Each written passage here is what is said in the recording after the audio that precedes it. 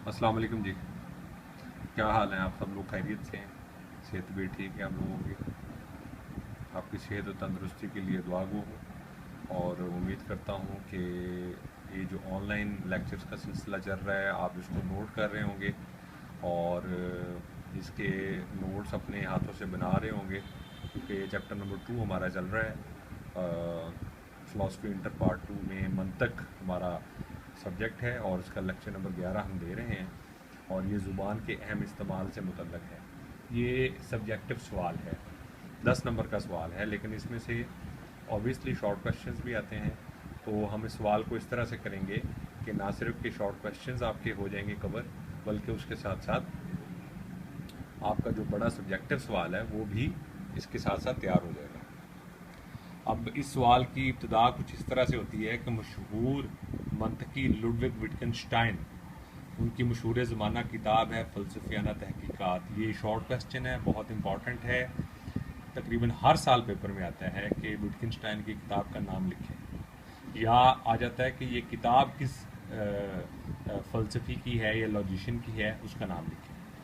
तो फ़िलोसॉफ़िकल इन्वेस्टिगेशन में विटगेनस्टाइन लिखते हैं कि ज़ुबान के लातादाद इस्तेमाल हैं, यानी हम अशारों की मदद से, अल्फाज और फ़िक्रात की मदद से ज़रूरत के तहत ज़ुबान के मुख्तलिफ इस्तेमाल करते हैं। और विटगेनस्टाइन ज़ुबान को एक अहम ज़रिया और आला के तौर पर देखते हैं। तो विटगेनस्टाइन ज़ुबान को एक अहम ज़रिया और आला के तौर पर बयान करते हैं और वो कहते हैं कि हम अपनी रोज़मर्रा ज़िंदगी में इसके बेशुमार इस्तेमाल करते हैं। वो कुछ मिसालें देते हैं, मिसाल के तौर पर अहकामात देना, किसी शय के ज़हूर का बयान या उसकी पमाइश करना, किसी वाक़ये की रिपोर्ट करना, किसी वाक़ये पर शक करना और रश्क करना, मफरूज़े बयान करना और उन मफरूज़ों की जांच और पड़ताल करना, किसी तजर्बे के नतायज को गोशवारे और टेबल यानी जदूल में पेश करना, किस्सा खानी, अदाकारी, संगीत, गाना, म्यूज़िक, घोड़सवारी और घोड़सवारी का अंदाज़ा लगाना, लतीफ़ा बाजी, लतीफ़ा गोई, अमली हिसाब किताब, किसी मसले को हल करना, एक ज़ुबान से दूसरी ज़ुबान में तर्जमा करना, सवाल पूछना, सोचने का सारा अमल, किसी को चाहना, किसी के लिए दुआ करना, दशनाम तराजी करना, ये सब कुछ सिर्फ और सिर्फ ज़ुबान ही की वजह से विटगेनस्टाइन कहते हैं मुमकिन है।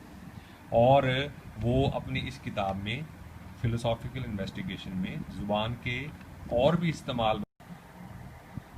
अच्छा, ये मोस्ट इम्पॉर्टेंट शॉर्ट क्वेश्चन है कि ज़ुबान के कितने इस्तेमाल हैं। तो ज़ुबान के 3 इस्तेमाल हैं, इत्तलाती, इजहाराती और हदायती, यानी इंफॉर्मेटिव, एक्सप्रेसिव और डायरेक्टिव।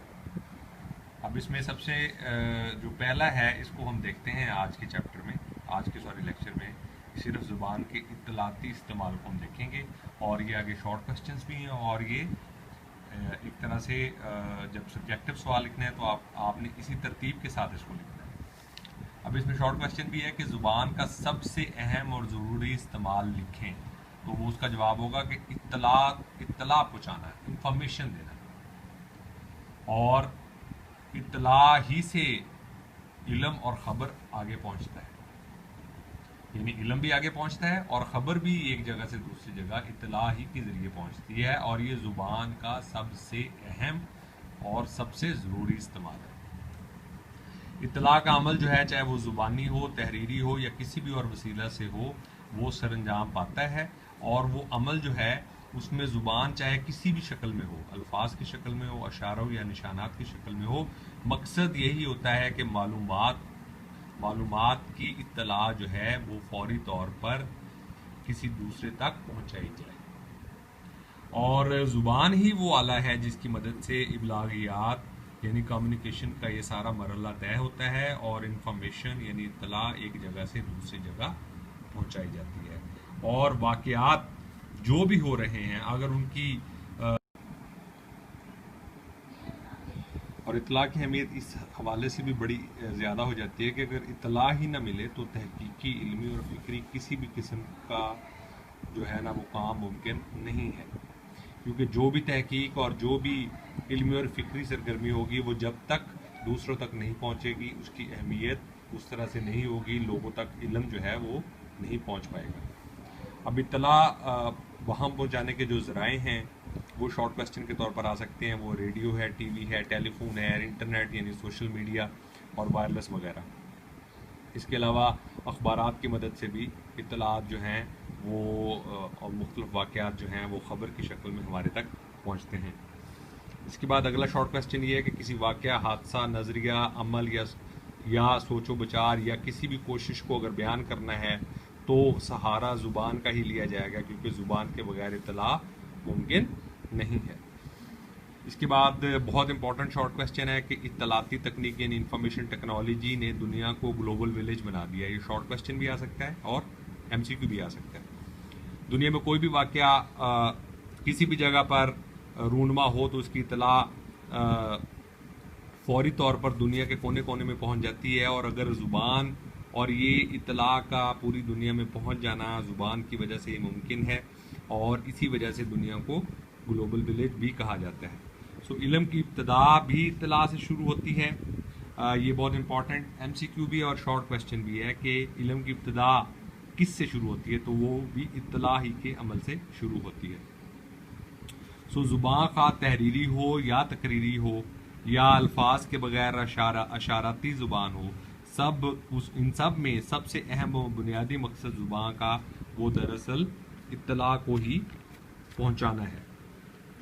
और इसके अलावा एक बहुत और इम्पॉर्टेंट जो बात है, जो इम्पॉर्टेंट शॉर्ट क्वेश्चन है वो ये है कि इत्तला सिर्फ़ और सिर्फ मौजूदा वाक़यात की नहीं होती, बल्कि तारीख़ी एतबार से भी माजी करीब और माजी बईद यानी दूर का ज़माना और करीब का जो ज़माना गुज़र चुका है उनके वाक़यात उन ज़मानों के वाक़यात, उनके हादसात और उनके अवामल भी इत्तला के तौर पर जो है ना वो दूसरे लोगों तक पहुंचाए जाते हैं।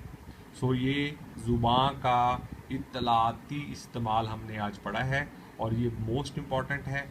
और सब्जेक्टिव पोर्शन में अलहदा से सवाल भी आ सकता है और ज़ुबान के अहम इस्तेमाल का ये अहम हिस्सा है। इसके आप नोट्स बना लें। कल इंशाल्लाह ज़ुबान का इजहाराती